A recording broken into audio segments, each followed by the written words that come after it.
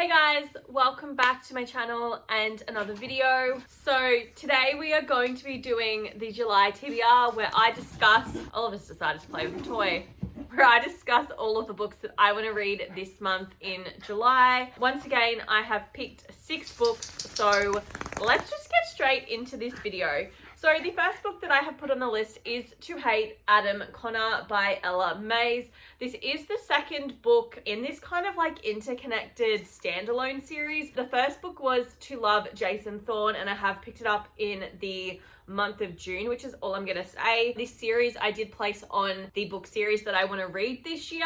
I'm gonna be honest, and I'm gonna try and not say too much, but I wasn't a huge fan of To Love Jason Thorne. I'm not anticipating good things from this book purely because main character in this book is Lucy, and she is the best friend of the main character in To Love Jason Thorne, and I couldn't stand Lucy at all in that series, in that book. So I'm kind of anticipating that I'm either going to read it or I'm going to DNF it within 30 pages. So either way, it's coming off the TBR cart this month. But this series kind of focuses on just like everyday girls who, for whatever reason, end up falling in love with superstar actors. And it looks like Adam Connor is another award-winning actor. He's recently divorced and a single dad who happens to live right next door to, I think, Lucy's best friend. And obviously they're gonna have run-ins, and it looks like they're sworn enemies. So not expecting great things, but either way, this book's coming off my TBR cart this month. Probably not gonna be what I enjoy, and probably my least favorite of the month.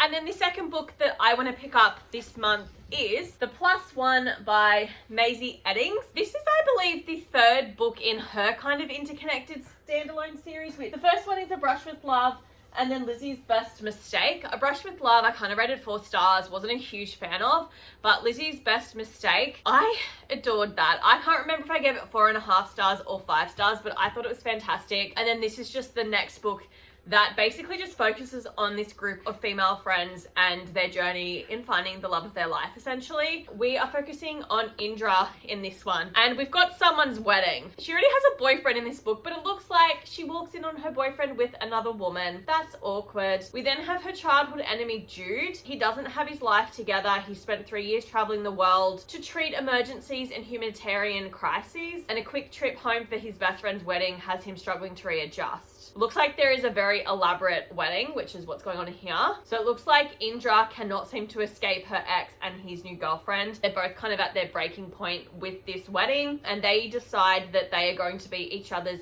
fake dates for all of the wedding stuff. And obviously their fake displays of affection are going to turn into something more. So look, we've got a fake dating trope, which I do quite like. I am really loving the female best friend friendship group, so I am super excited to see what I think about this one. Yeah, I'm just excited to get back with this group of friends. I'm really sort of like loving it, and I can't wait to see like the main characters from the other 2 series and just see what they're up to now. So I'm super excited to pick this one up. And then book number 3 is The Throne of Fire by Rick Riordan, which is the second book in the Kane Chronicles.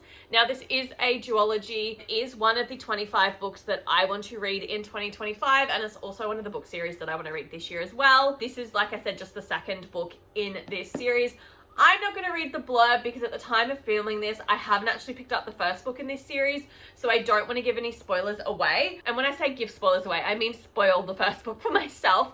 But we're focusing on a brother and sister whose father has unleashed an Egyptian curse and awoken some Egyptian gods, and he's like trapped, and the kids have to like try and save him. I absolutely love Egypt and ancient Egypt and their mythology, so I'm really excited to read this trilogy. It looks like the Egyptian gods are still running loose in the modern world, so love that for us. But yeah, this is just the next book. It's only, like I said, a trilogy, so just want to like get this series read because there's like still 2 series by Rick Riordan I still need to read, and I purchased these books like 2 years ago, so that's the main reason we're picking this one up. And then the 4th book that I want to read is the first in a new trilogy for me, which is Shadow of the Fox by Julie Kagawa. I do believe that this trilogy is literally the Shadow and the Fox trilogy. Like every other fantasy book on my shelf, this has been on my shelf for a really long time. I adored reading Julie Kagawa's novels when I was a teenager. I have recently just read the Evenfall Iron Fae trilogy by her. So I read the Iron Fae originally when I was a teenager. I then read off like the sequel series about 5 years ago. They started bringing out the Evenfall series, which is them more grown up. And I have just absolutely loved being back into, first of all, that just trilogy and that world, but also Julie Kagawa's writing. I absolutely adore her writing and I find it so easy to read. I always have a good time with it. And that is part of the reason why I wanted to pick up Shadow of the Fox. This is, like I said, one of the 25 books that I want to read in 2025. And it is also one of the book series that I want to read this year as well. So gonna start another fantasy series because I kind of like having one partially started then starting a new one. It just seems to work well to read 2 fantasy series in one go. I'm gonna be honest, guys, I don't really remember anything about this at all except it has to do with like Japanese mythology, which I'm going to be honest, I don't know a lot about Japanese mythology, so I'm really kind of excited to pick this one up and have a go at reading it. Every millennium, one age ends and another age dawns, and whoever holds the scroll of 1,000 prayers holds the power to call the great kami dragon from the sea and ask for any one wish. The time is near, and the missing pieces of the scroll will be sought throughout the land of Iwagoto, and the holder of the first piece is a humble, unknown peasant girl with a dangerous secret. Demons have burned to the ground the temple Yamiko was raised in. This must be the peasant girl, killing everyone within, including the master who trained her to both use and hide her kitsune shape-shifting powers. Yamiko escapes with the temple's greatest treasure, one part of the ancient scroll. Fate thrusts her into the path of a mysterious samurai Cage of the Shadow Clan. I've got like a little price sticker on the back of my book and I can't read the rest of the blurb. Yumiko knows that Cage seeks what she has and is under orders to kill anything and anyone who stands between him and the scroll. I hope they have a little enemies to lover romance. I'm excited for that. This sounds really cool. I'm excited. Like I said, I just love her writing and I'm really intrigued to see what I think of this series. I know that a lot of people read this like years ago when it first came out and I've heard nothing but positive things about it. So I'm really hopeful that I'm going to enjoy this series as well by her. And then book 5 is the final kind of like fantasy-esque book that I have put on this TBR, which is Sweet and Bitter Magic by Adrienne Tooley. This once again is another one of the 25 books that I want to read in 2025. I'm literally just reading all of the fantasy novels that I've put on this challenge to try and get them out of the way so that I can be successful.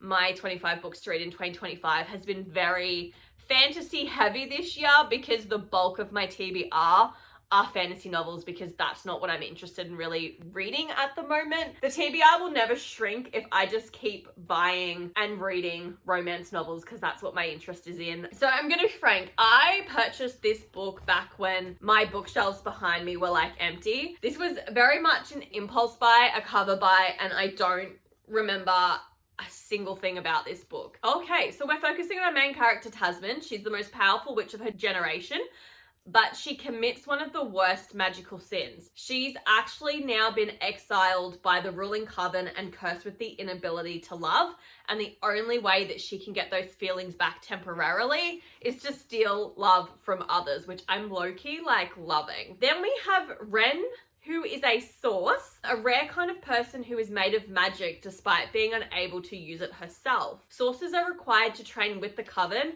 as soon as they discover their abilities. But Ren is the only caretaker to her ailing father, has spent her life hiding her secret. So when a magical plague ravages the queendom, I love when it's a queendom and not a kingdom, Ren's father falls victim, and in order to save him, Ren proposes a bargain.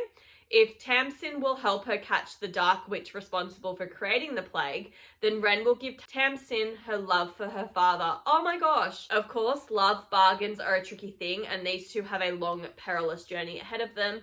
That is, if they don't kill each other first. I love me some witches. But either way, I'm excited to pick this up and just see what I think of it. It's a standalone fantasy, as far as I know. I'm gonna get halfway this book and discover it's a duology or something. I can just see it now. And like I said, I'm just gonna get it off my 25 books to read in 2025 challenge, and it's one less fantasy novel that I have on my TBR card. And then the 6th and final book that I am finally picking up in July is Swept Away by Beth O'Leary. I adore Beth O'Leary's novels. She releases a new book every year and I always pick it up. Which is the one that came out sometime this year. I don't remember. I feel like it was around March-ish this one was released, and that's why I said finally, because normally Beth O'Leary comes out with a book and I jump immediately on it and read it, and I didn't do it with this one purely because this year has had some really great new releases in the first half of this year.